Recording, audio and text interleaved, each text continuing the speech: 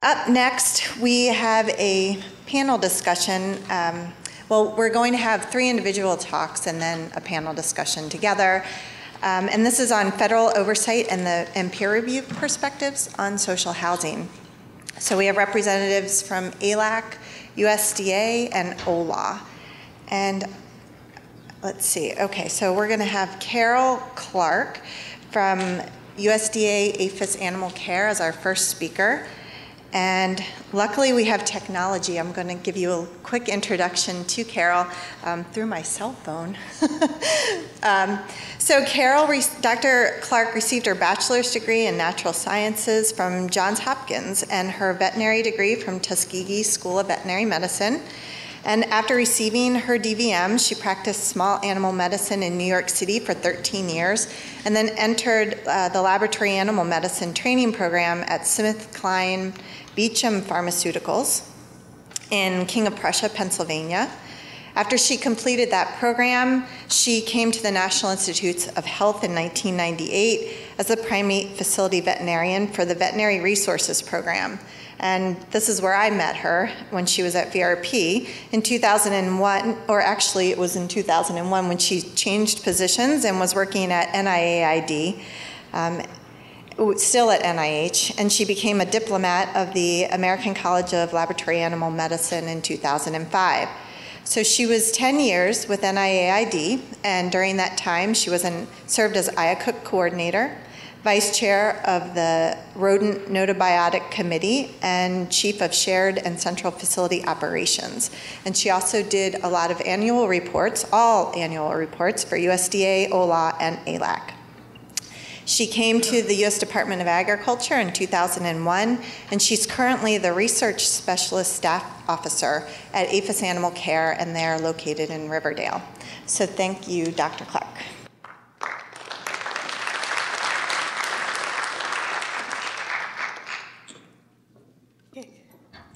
Well, good afternoon. It's good to be back at NIH, and I'm just going to share our regulatory requirements for grouping and social housing of research animals. So I'm going to speak very generally at first, and then I'll cone down and start talking about non-human primates at the end.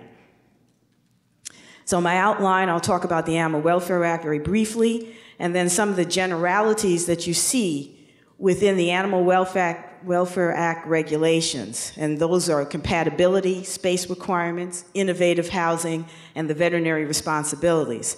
Then I'll talk about group housing of dogs and the dog exercise program, and then the social housing of non-human primates and the program to promote psychological well-being. And then at the end, findings, what some of our USDA inspectors have found during their inspections. How many people here are inspected by the USDA? Okay, good, okay. What I won't discuss are marine mammals in research. Anybody working marine mammals? Okay, I didn't think so. And also the requirements for transportation. So first off, I want to just talk about the regulations and how they interrelate. So we start off with the Animal Welfare Act. That's a public law. It was a statute enacted by Congress. And this law governs the care and use of animals in research for both government and non-government facilities. Then from there, we have the Animal Welfare Act regulations. These are listed in the Code of Federal Regulations. So as you know, in the CFR, every regulation listed must have an enabling statute. In this case, that's the Animal Welfare Act. And the purpose of the regulations is to describe in greater detail how an agency is to interpret the law. And finally, we have policies. These policies are guidelines for regulatory interpretations. So when we look at the Animal Welfare Act, standards are set for the humane treatment and transportation of animals. And within those standards, it also includes the dog exercise program and the promotion of psychological well-being of non-human primates. And acceptable standards besides our own, we also accept the guide for the care and use of laboratory animals. We also accept the Ag Guide, and we also accept journals and other peer-reviewed publications. Now, when we move to the Animal Welfare Act regulations, there's a Part 3 standards, where standards are written for every species of regulated animal. And what I'm going to do is just go over some of the commonalities or some of the common topics that are discussed. And then when I move into non-human primates and dogs, I'll expound on those topics. First thing, compatibility.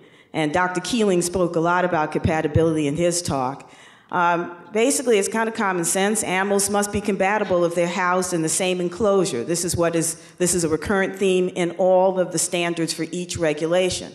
And there's no housing with other species unless they are compatible, with some exceptions. So hamsters and guinea pigs can only be housed with other hamsters and guinea pigs. Rabbits can be housed with another species, but only for scientific purposes. And of course, you must have separate housing for vicious or overly aggressive animals. Next off, all of the standards talk about minimum space requirements. And generally, what you want is the ability to make normal postural and social adjustments with freedom of movement. And each species has a list or standards of minimum space requirements, except for the species that are in subpart F, which is kind of the catch-all species. That's where your ferrets, that's where your farm animals fall in.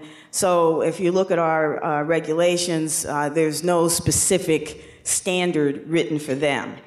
And of course, in all the other regulated species, there are minimum space requirements for dams and offspring. So of course, in the standards, there is a discussion on how to handle breeders and litters and sick animals. So generally, females in estrus or menses are not housed with males unless you're doing it for breeding purposes. Dams with offspring may be housed with others of the same species, especially in cases of breeding. The only exception to that are hamsters. And then animals with disease must be isolated from healthy animals. And of course, we find general statements about innovative primary enclosure, what we call innovative housing. So what that is that's an enclosure that does not precisely meet the floor area and height requirements described, but provides sufficient volume to express species-typical behavior. And innovative primary enclosures have to be approved by the AAALAC. And of course, the attending vet is involved in all of this, and that's a requirement by the regulations that each research facility must have an attending veterinarian. And the specific responsibilities are really outlined for dogs and non-human primates, which I'm going to discuss right now. So moving on to dogs, here's our compatibility statement. Group housed dogs must be compatible, not housed with any other species unless they are compatible. And an animal may be removed from grouping if it's not in accordance with a research protocol, or what we call an AAALAC-approved protocol, or if the veterinarian believes that the health and well-being of this animal will be affected if he's put in a group house situation, or if there's contagious disease. And the housing requirements, as you know, the height has to be 6 inches taller than the tallest dog. The floor space requirements, well, you know the length of the dog is measured from the tip of the nose to the base of his tail. So it's the length of the dog plus 6 inches squared over 144. So that's the required floor space. Dams with nursing pups, each pup, you have to calculate 5% of the dam space. And then also you have to take certain things into consideration, such as the breed of the animal, behavior, and accepted husbandry practices. And as you know, no more than 12 non-conditioned dogs can be in one enclosure.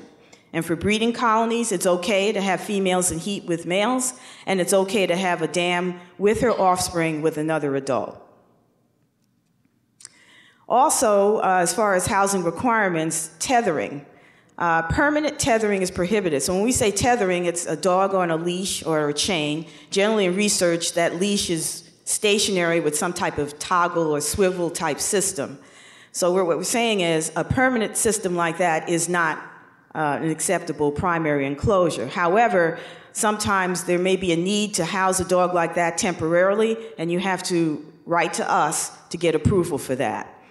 And then you have innovative housing. And as we've discussed before, there's enough volume for species-typical behavior, even though the housing itself may not meet the standard floor area and height requirements. And the AAALAC has to approve that innovative housing.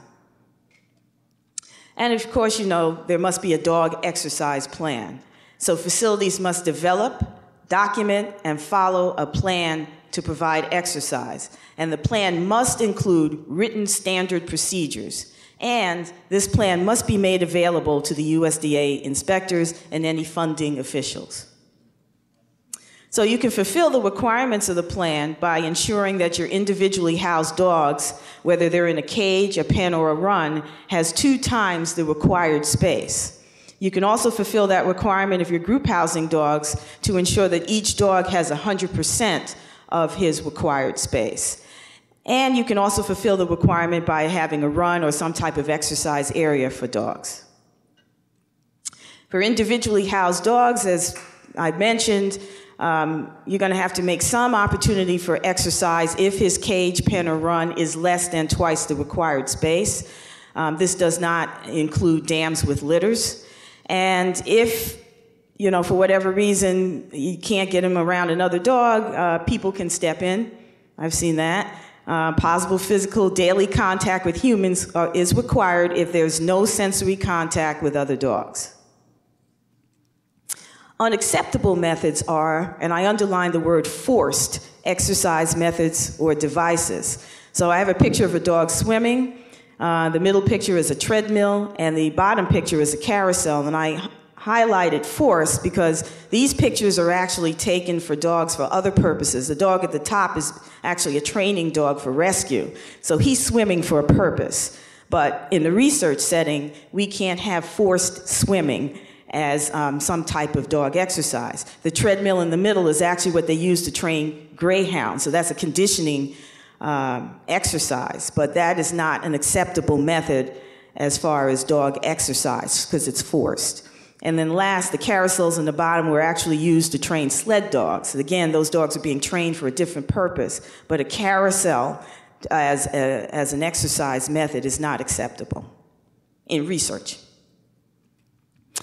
And of course, we have the attending veterinarian who plays a role. The attending vet approves the dog exercise program, and he can authorize a dog to not be placed in a compatible housing situation if you think the dog's at risk. And he can exempt an animal from the exercise program if the animal's health and well-being is at risk. If he does that, or she does that, that exemption must be documented, and it must be reviewed every 30 days unless that exemption is permanent. And the AAALACs also play a role in this. They can approve an exemption to the dog exercise program for research reasons, but it must be scientifically justified by the principal investigator. And again, this exemption must be documented by the committee, but reviewed at least annually. And those records must be available to USDA inspectors and funding officials, funding federal agencies. And as I mentioned previously, the AAALAC can approve innovative primary enclosures. So let's talk about non-human primates. So we have housing requirements. There are space requirements, and you're all familiar with the chart that has the groups 1 through 6. For group house animals, it's the sum of the minimum floor area requirements per animal and the minimum height of the largest animal. If you're dealing with dams with offspring, if the offspring is less than 6 months old, then you just look at the space just from the perspective of that individual dam. There are exceptions from our standards, and you can have those exceptions for research purposes or if the veterinarian deems that that's necessary for the health and well-being of the animal. Both those exemptions require AAALAC approval. And you can also have innovative housing. As I mentioned before, it has to have sufficient volume to allow species-typical behavior, even though it does not meet the floor space and height requirements. And AAALAC approval is required. We also have a policy 7, which deals with brachiating species, so it gives you a little more specifics about housing brachiating animals. And as you know, there must be a program for non-human primates to promote psychological well-being. It's mandated in the Animal Welfare Act, And when you move to the animal welfare regulations, it actually goes into specifics. So it has to be an environmental enhancement program to promote psychological well-being. Your research facility must develop, document, and follow an appropriate plan. And the plan must be in accordance with currently accepted professional standards as cited in appropriate professional journals and reference guides. And I read that a little slowly because we know that standards change and they evolve over time. And that's why it's good to stay with the current literature and see what people are doing. And we realize that at the USDA.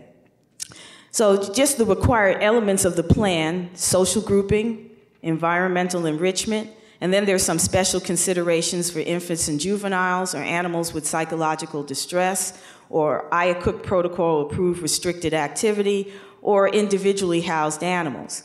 You also have to address restraint devices and exemptions, which could be IACUC approved or veterinarian approved. But when we talk about social grouping, we're very concerned about compatibility.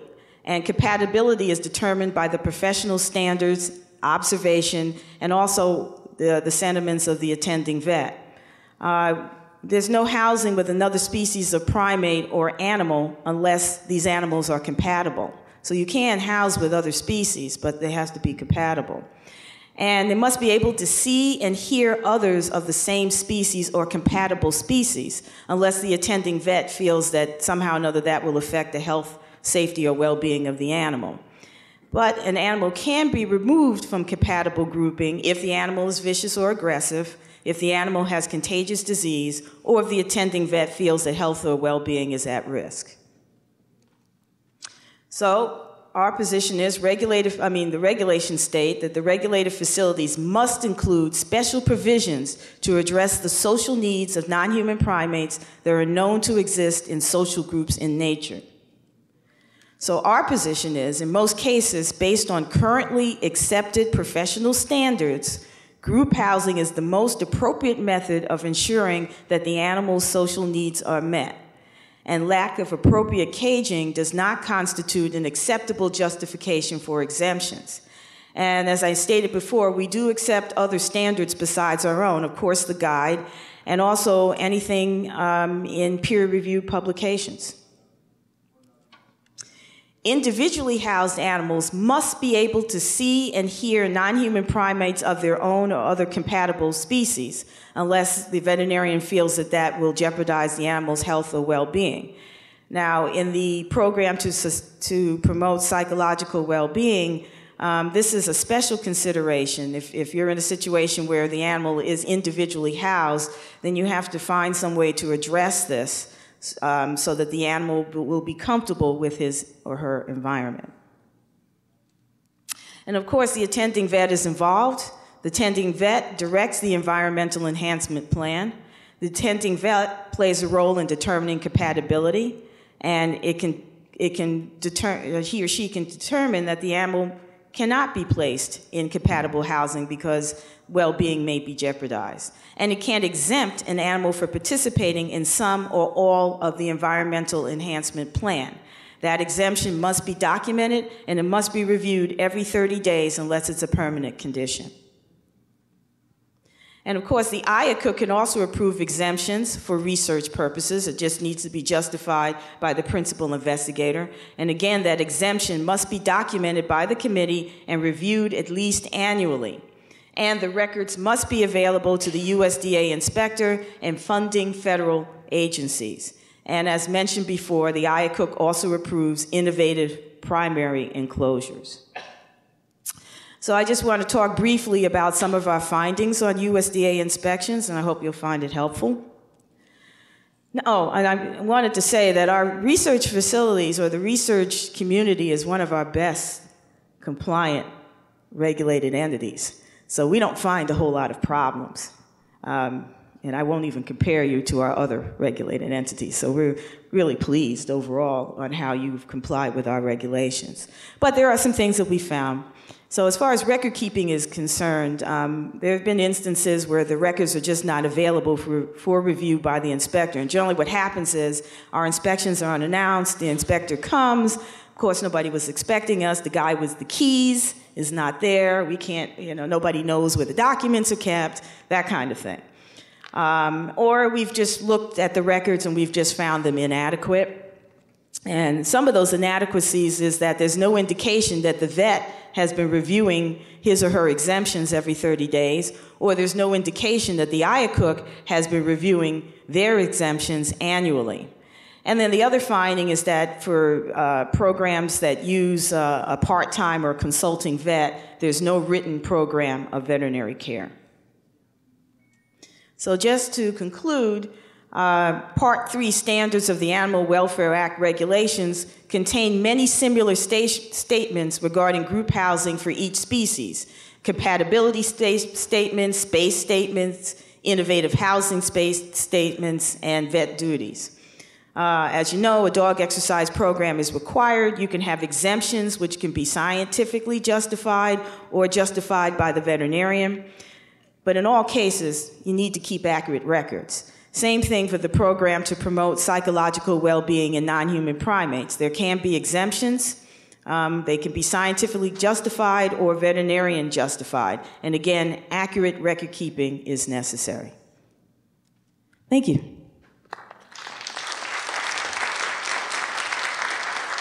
Are we taking questions, or are we going to save them for later? Okay.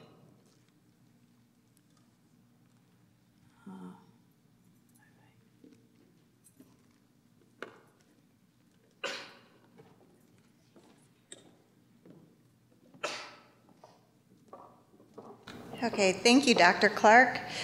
Up next, we have Dr. Brent Morse from NIH Office of Laboratory Animal Welfare, or OLAW. And Dr. Morse is an animal welfare program specialist working in the Division of Compliance Oversight within OLAW at the National Institutes of Health here in Bethesda. He's a 1987 graduate of Washington State University's College of Veterinary Medicine and is board certified by the American College of Laboratory Animal Medicine. His previous positions include acting chief of the veterinary medicine branch of the Division of Veterinary Resources at the NIH, and several clinical and management positions as a veterinary corps officer with the U.S. Army, as well as a consultant for veterinary care programs and for facility design. Thank you.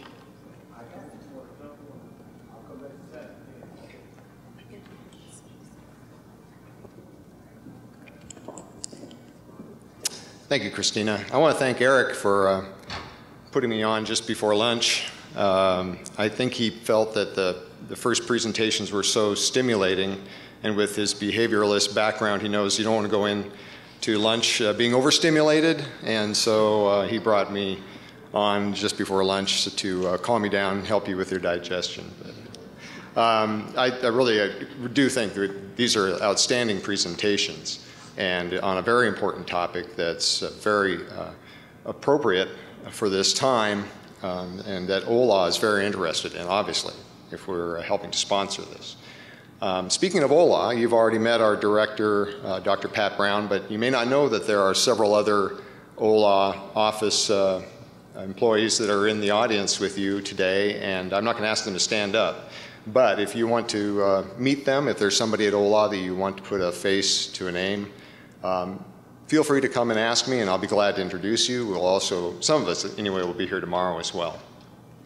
So we'll go ahead and get started.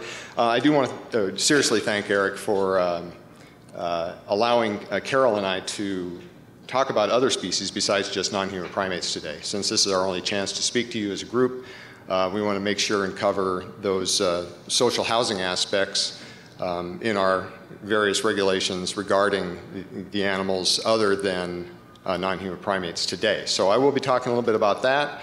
I will be also speaking just a little bit about enrichment, because I believe enrichment and social housing of animals are really inextricable, and Dr. Shapiro showed you some examples of that, and I think Molly also referred to those in her talk regarding the visual barriers that are within some of the enclosures in group housed animals, or visual barriers even in when you have singly housed animals. So we'll go ahead and get started. Of course, the The overall authority for the Office of Laboratory Animal Welfare is the PHS policy. And it's applicable to all PHS conducted or supported activities involving animals at your institutions. All institutions are required to comply as applicable with the Animal Welfare Act and other federal statutes and regulations relating to animals. We're going to spend a lot of time talking about the guide. I'm going to be going through quite a bit of it very quickly. We're going to be moving between sections and probably get more information as far as what's in the guide than you really want. But the PHS policy does require that assured institutions base their program of animal care and use on the guide, and that's why it's so important to OLAW. So what does the guide say about social housing? Well, it says that all animals should be housed under conditions that provide sufficient space as well as supplementary structures and resources required to meet physical, physiologic, and behavioral needs. And we're going to see the importance of that a little bit later in my talk. An appropriate housing space or enclosure should, and there's one of those shoulds that we're going to see a lot of those that are in the guide, they should also account for the animal's social needs. Social animals should be housed in stable pairs or groups of compatible individuals, unless they must be housed alone for experimental reasons or because of social incompatibility. And we talk about those as built-in exceptions to the housing requirements in the guide. The guide says there are certain things that may require socially housed animals to be housed individually. Environments that fail to meet the animal's needs may result in abnormal brain development, physiologic dysfunction, and behavioral disorders that potentially compromise both animal well-being and scientific validity. And of course, our three presenters this morning talked quite a bit about the abnormal development and social issues with animals that are not housed socially at a young age. The primary enclosure or space may need to be enriched to prevent such effects and improve animal well-being. You saw several of the types of feeders, the banana feeder and mealworms, etc., that can help to enrich that environment to help with their social development. Animals should be provided with adequate bedding, substrate, and or structures for resting and sleeping. And on the top, that mouse on the top is the very rare NIH extra long mouse that can be used for very interesting neurologic examinations. Just kidding. For many animals, rodents, for example, contact bedding expands the opportunities for species-typical behavior, in other words, foraging, digging, burrowing, and building nests. It's also very important for their social interactivity. The ability to build nests is hugely important for rodents, especially mice. And I'm going to talk about a webinar on our website at the end of the talk. I'll give you the reference for that. So for more animals, if provided in sufficient quantity to allow nest building or burrowing, bedding also facilitates thermal regulation. Breeding animals should be provided with adequate nesting material and or substitute structures based on species-specific requirements. Of course, the guide also now has a section on aquatics. I think it's a very good section. From what I've read and the little I know about aquatics, it's general enough to allow for very good development of programs specific to the species and requirements of your own individual institutions. And on the other hand, it does promote certain animal well-beings for aquatics that, of course, you all know are being more and more used in biomedical research. So we need to allow for conspecific social interactions. There should be some consideration for environmental enrichment strategies. And when utilized, enrichment should elicit species-appropriate behaviors. And we've heard that with primates. Now we hear it with zebrafish. And for many species, visual barriers, hides, and shading are appropriate. Now we're talking about animals other than primates. For example, for Xenopus, one of OLAW's missions is to do site visits to assured institutions, and we've seen many different ways of using Xenopus, many ways of providing them with some sort of environmental enrichment, and in some cases, even recently, we've seen xenopus without any environmental enrichment. But we do encourage that, and now it's really something that needs to be considered by the committee and by the veterinarian. And if you have any questions about that, feel free to call me. I can put you in touch with someone who can help you develop some environmental enrichment for your xenopus. And then, of course, with turtles and other basking reptiles and semi-aquatic reptiles, we need to be able to provide them with proper substrate and area so that they can fulfill their species-specific behaviors as well. So the primary aim of the environmental enrichment is to enhance animal well-being. That's why we're here. That's why we're talking about social housing today. And we want to provide them with the proper stimuli that facilitates the expression of their species-specific behaviors. And with non-human primates, of course, we want to provide that within their enclosure, and we can, once again, we can enhance their social interactions with the proper type of environmental enrichment within their enclosure, the proper type of enclosures at all. And here's an example of just different types of perching that allows the animals to come together in different social groups. The guide does talk about naturalistic environments. This can be anything from an island to an outdoor enclosure that provides a certain amount of stimulus to the animals. Now, and I think Dr. Shapiro mentioned, you do lose some of the control over the diet. You lose some of the close observation for surveillance, and pedigree management, maybe you may lose some of that as well. But the IACUC's job is to weigh those disadvantages against the advantage that the animals get in the naturalistic environment. And Dr. Shapiro talked extensively about how to add animals to and take animals out of these environments. And we need to make sure, of course, that they have adequate supplies of food, fresh water, which in some cases on some islands can be an issue, and shelter if there's a place where they need to get out of the hot sun, or they need to get out of a storm, or they need to obviously get out of any kind of winter weather that they're not going to be acclimated to. Like all social animals, non-human primates should normally be provided social housing. In other words, housing in compatible groups.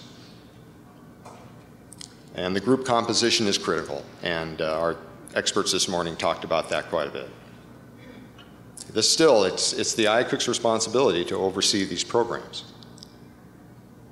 Due to conformational differences of animals within groups, more space or height may be required to meet the physical and behavioral needs of the animals, so you have to make sure that you're meeting the requirements of the Animal Welfare Act as well. Therefore, determination of the appropriate cage size is not based on body weight alone, and professional judgment is paramount in making such determinations. Well, in some cases, you're just going to house animals singly. But the guide addresses this pretty extensively. Single housing of social species should be the exception and should be justified based on experimental requirements or veterinary-related concerns regarding animal well-being, or, of course, behavioral issues. And if it's necessary to house them individually, it should be for the shortest duration possible. This is probably one of the areas where the IACUC can make a great difference in how the animals are placed into and out of social groupings. Make sure that every consideration is given to returning animals to social groupings as soon as possible when the experimental criteria have been met and the need for single housing or small group housing is no longer required.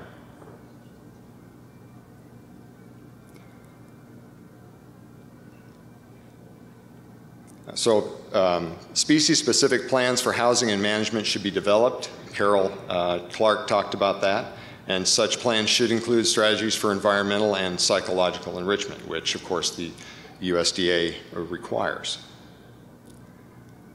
Now, single-housed animals may require more space per animal than group-housed animals. Or I think about it sometimes the other way around, that when you put animals into a group Often they have shared non-used space, but when you put them back into single housing, you have to consider that that non-used space is no longer available to them, and therefore they have to be housed according to the requirements of the guide or of the Animal Welfare Act. And when they're alone, you need to make sure that you provide some sort of environmental stimulation for those animals.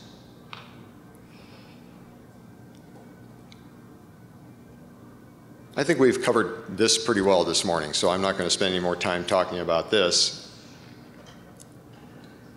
And that some animals may not necessarily be compatible. So that's obviously where your observations are very important. And one of the things when we visit the National Primate Research Centers and the large primate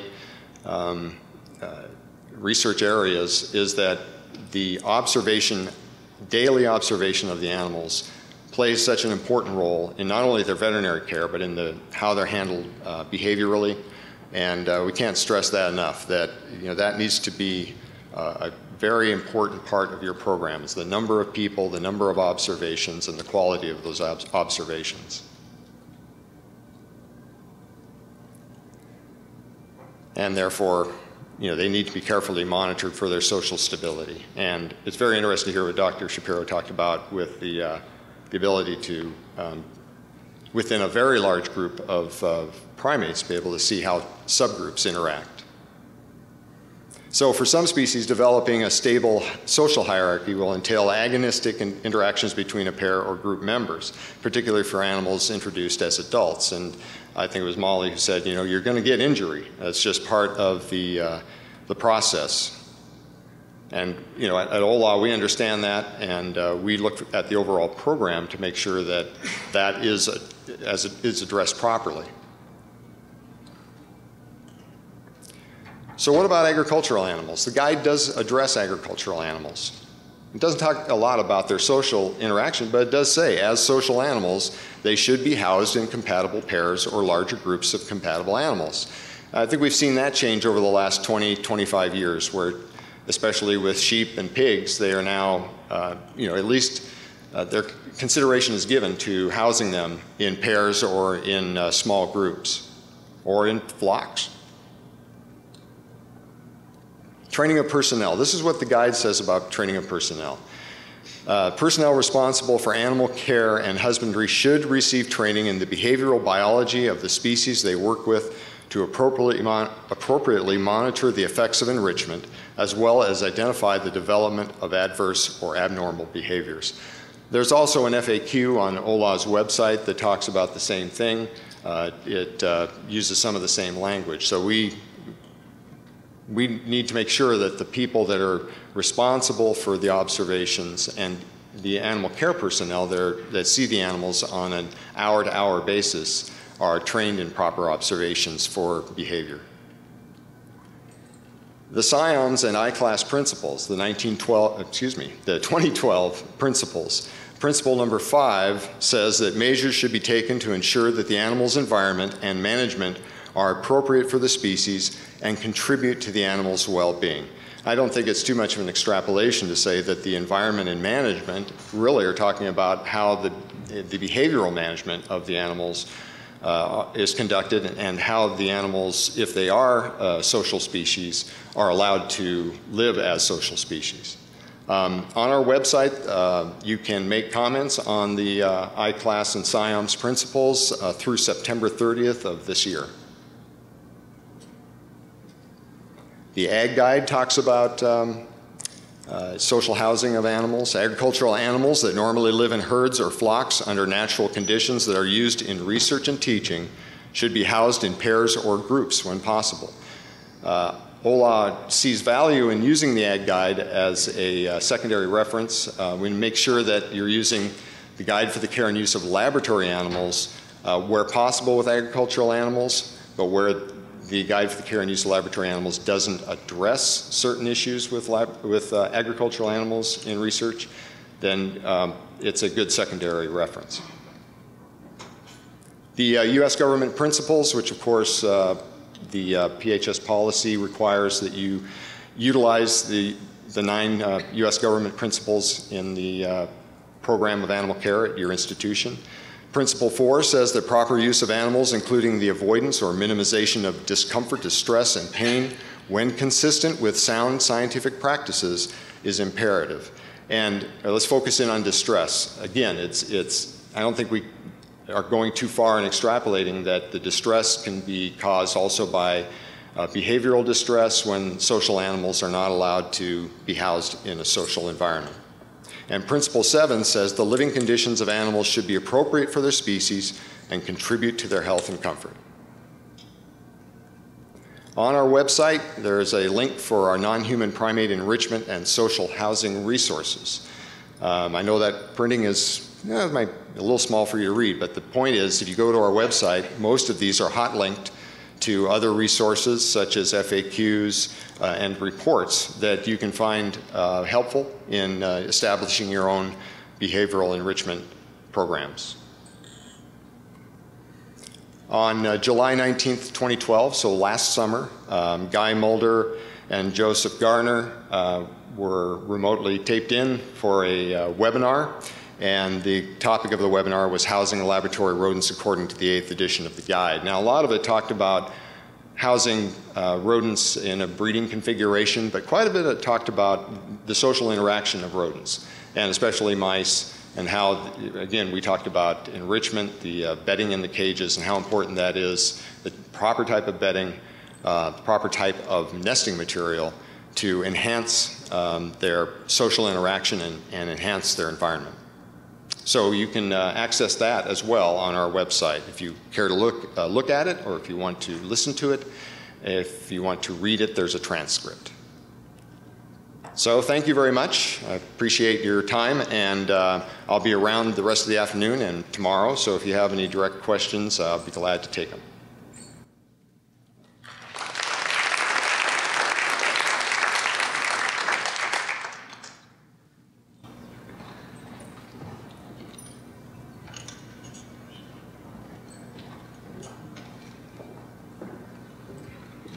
Thank you, Dr. Morse. Up next, we have Dr. Kathryn Bayne speaking to us. She is currently the Global Director for the Association for Assessment and Accreditation of Laboratory Animal Care International, or known as AAALAC International. In this role, she directs the accreditation program worldwide and travels extensively to advance AAALAC's accreditation program and laboratory animal welfare. Prior to this position, she worked here at the National Institutes of Health, leading a research program on non-human primate psychological well-being and environmental enrichment programs for primates, cats, dogs, and swine. And she has published over 40 articles on the subject. She's a certified applied animal behaviorist and is internationally known for her work in laboratory animal behavior and welfare. She's also held numerous leadership positions over the course of her career and received numerous accolades as well. So thank you, Dr. Bayne, for being here.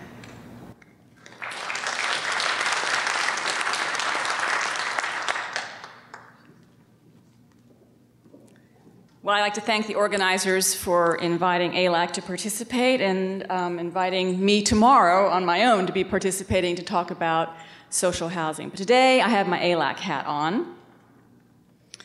And I want to thank Brent for doing such a wonderful job of covering the guide and how it addresses the variety of ways in which social housing, the theme of social housing, is woven into the guide, and Carol for the USDA regulations, because of course AAALAC relies on both of those here in the United States. So I'm going to talk a little bit about how AAALAC got to where it is on its approach to addressing social housing in our accredited institutions. So I want to turn the clock back to the summer of 2010, when the pre-publication version of the guide was made available to the sponsors of the report, which included AAALAC, but primarily OLAW. And at that time, Council held a 2-day retreat to do a very intensive evaluation, literally line-by-line evaluation of the 2011 guide and compared it to the 1996 guide, line by line, and also then looked at two other important documents that were emerging in the universe of institutions that we accredit around the world, those being the Agricultural Guide, which has already been referenced a couple times today, as well as ETS 123, which is a convention adopted by 27 countries in Europe and has a tremendous sway in Europe, although not regulatory per se in nature. It is a treaty and has mostly performance-based language in it, which, if you know how AAALAC operates, that's what we like, is performance-based language. Out of that two-day retreat, the Council adopted, instead of just one primary reference resource, which historically had been the guide for the care and use of laboratory animals, adopted 3 documents to have equal weight when we do our site visits. Those being, again, still the ILR guide, but adding the Agricultural Guide and ETS 123 to the mix. That's not to say we're imposing European standards in the United States or Brazil or wherever else we may go to do site visits. But there is informative language, informative performance-based information in ETS 123, which could potentially have good applicability to programs all around the world. For example, the ILR guide is silent on enrichment, cage space, et cetera, for management, essentially, for ferrets. ETS 123 has very excellent performance-based language on that species. So in addition to adopting 3 documents as primary standards for our assessments, the Council also developed a series of position statements and FAQs for specific topics, which are all available on our website. And of course, today I'm just focusing on those that pertain to social housing. And I want to start with the position statement that was developed on social housing, and there's the URL for it, although it's very easy to find in other ways from our website. A position statement for AAALAC is kind of an important thing. We make a big deal out of the fact that we don't establish our own policies. We rely very heavily on, if you will, a tiered approach to the standards that we ask institutions to meet. We ask them to meet the regulations and legislation in their own country. We overlay that with our 3 primary standards, the guide, ETS 123, and the Ag Guide. We have another body of resources that we refer to specifically as reference resources that have a very narrow niche segment of information which may be applicable to specific site visits, for example, biosafety, recombinant DNA, things like that. And then occasionally AAALAC issues a position statement, and we don't take this very lightly, but we do feel that they are enforceable when we do site visits. So position statements arise out of the Council's views of what needs to be, where there may be gaps or what needs to have further emphasis when we're doing site visits. In the case of social housing or any other position statement developed by Council, they develop the document, the position statement, and then we issue it in 1 or more journals or on our website and other companion websites, and we open it up for a 30-day public comment. And we announce quite broadly among our community that this is open for a 30-day comment. It sounds like a government kind of thing, but we want to be sure that we are accommodating input from a variety of sources when we look at position statements, because again, we do take them very seriously. We incorporated many of the suggestions that were made pertaining to the position statement on social housing.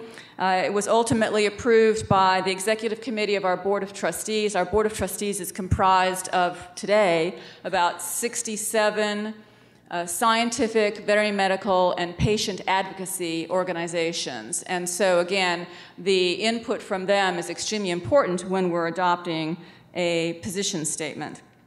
And then we publish the position statement on our website. And the reason why I went through that whole drill is to explain to you why Council has taken an even stronger approach on social housing than has been articulated by Brent in the guide. So here it goes, and I have tried to highlight in red those areas that I thought you might find the most pertinent, although that's not to diminish any other part of the position statement. So here the guide states that single housing of social species should be the exception. Should, and as Brent very nicely italicized that word throughout. He did not say must anywhere. Social housing, however, will be considered by AAALAC as the default method of housing, unless otherwise justified based on those reasons which have been spoken about quite well this morning already. Inappropriate behavior, veterinary medical concerns, those that would impact the health and well-being of the animal, or of scientific necessity, the latter, of course, being approved by the AAALAC, or elsewhere around the world there may be a comparable oversight body involved in that approval. And I don't know what happened to my slides, but they're in the transition, but it looks like this print got really small, so I apologize. Not what mine looks like. When necessary, single housing of social animals should be limited to the minimum period necessary, and that is out of the guide. And where possible, and the rest of this is very duplicative to the guide, visual, auditory, olfactory, and depending on the species, protected tactile contact with compatible conspecifics should be provided. And we had a nice lesson this morning about cynos versus rhesus on protected contact. In the absence of other animals, additional enrichment should be offered, such as safe and positive interaction with animal care staff. And there, we're not necessarily thinking about the 10-kilogram monkey, but more like dogs or something else that might be suitable for that, as appropriate to the species of concern. Periodic release into larger enclosures, supplemental enrichment items, and/or the addition of a companion animal in the room or housing area.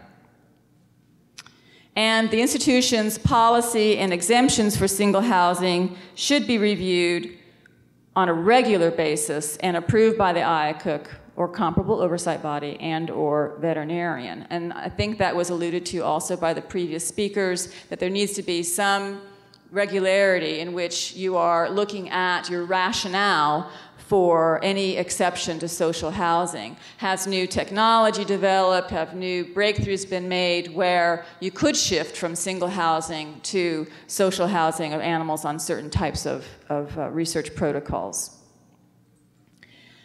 I'm going to talk at the end about how AAALAC has the kinds of themes that have developed out of implementing this, but I did want to comment that Council has made it quite clear on our website and through various other electronic means of communication that a lack of caging in and of itself is not an appropriate reason for not providing social housing. Now, they are allowing institutions that might have to undergo some significant capital improvement to obtain appropriate caging, regardless of the species, that they are giving those institutions time, but the expectation is that it will be done, and Council will be back to look to make sure that it is done. So they do take that very, very seriously. So we thought that was pretty clear, and everybody was quite content. And then we got a lot of questions about what is social housing? And again, that topic was raised very nicely today by some of the other speakers. And so we had to drop back and rethink what is social housing. And you heard earlier about interpretations about protected contact, whether that constitutes social housing or not. And so to address this, Council developed an FAQ on social housing and social experience. And that latter phrase they consider to be quite important. And I'll tell you why in a minute. So here's the question that represents the genesis of the approach Council is taking, and obviously it's a combination of a variety of inquiries that we received. but it's fairly typical. That the guide says that single housing should be the exception. We house our animals in a variety of configurations and would like further explanation as to AAALAC's perspective and expectations regarding social housing. So we were getting questions about, well, we house them part-time social housing. They're housed together overnight, or they're housed together for a few hours a day. They're housed together pre-study, they go on study for a week where they're singly housed, and they go back off study after 7 days and they're socially housed again. And we're getting all kinds of different paradigms presented to us. Probably too many to really address in a single answer, but we did our best. So what we've said is, we reiterated that what the guide says, that social animals should be housed in stable pairs or groups of compatible individuals unless they must be housed alone for experimental reasons or because of social incompatibility. And of course, you can also put in there veterinary medical reasons. It's understood that research objectives, the health condition of the individual animal, and/or challenges associated with the social behavior of some species, strains, and/or sex of the animals, and here we were thinking about male rabbits, may preclude social housing. In general, however, pair or group housing is recommended for social species, and it links back to our position statement. It goes on to say, and this is, I think, where we were trying to address the many questions, that there is a spectrum of social experience that can be made available to an animal based on its species, health, and use. And that these experiences are, in fact, important because when properly managed, they can significantly enhance the welfare of the animal. Full-time social housing is optimum to provide social experience. However, when it's not possible, whether due to those three primary reasons, other social experiences should be considered, such as part-time access, for example, overnight when animals are between studies, defined periods of time during the day, you name it, to full contact with conspecifics, or protected contact that allows interaction through some kind of panel, grooming bars, or other perforated barrier on either a part or full-time basis. In this manner, the social experience of the animal occurs as a normal aspect of the animal's housing environment, or potentially as a separate activity that occurs outside of the primary enclosure, such as in a play yard, exercise cage, animal holding room aisle, or facility corridor, and so forth. The staff responsible for day-to-day management and oversight of the social experience of the research animals should be well-versed in recognizing aggressive and affiliative behaviors of the various species in their care to provide for rapid identification and necessary intervention. So this gets to the training part that has also been alluded to earlier today. And then we included this chart, which is to show that part-time social housing provides some core of social experience. Obviously, that's much broader when they are full-time, engaged in a full-time social housing situation. But even beyond having someone in your cage with you, or as Steve so wonderfully demonstrated, if you're a chimp in a corral, there are chimps in other corrals, and there's going to be some interaction among groups even that is that broader social experience than the animals that you have direct physical contact with. So then very quickly, just two predominant themes have been emerging from council's site visit, or council's assessments of institutions and the letters that are then generated back to the institutions. The first is essentially a theme of prompting the IACUC to ensure that there's a suitable justification for not social housing. So what they were seeing is that they might have had some, and it may be beyond primates, it might be rats or whatever, where the animals were socially housed in one part of the campus and not another part of the campus, and there really wasn't an IACUC rationale for that. And also prompting the institution to ensure there is consistency in how social housing is addressed across species. So again, perhaps, again, rats in one part of the facility could be socially housed but weren't, but they were socially housed in another room of the facility. So just ensuring consistency and ensuring that there is appropriate justification when social housing is not being done. And I think I can stop there because the red light is blinking for me. All right. Thank you very much.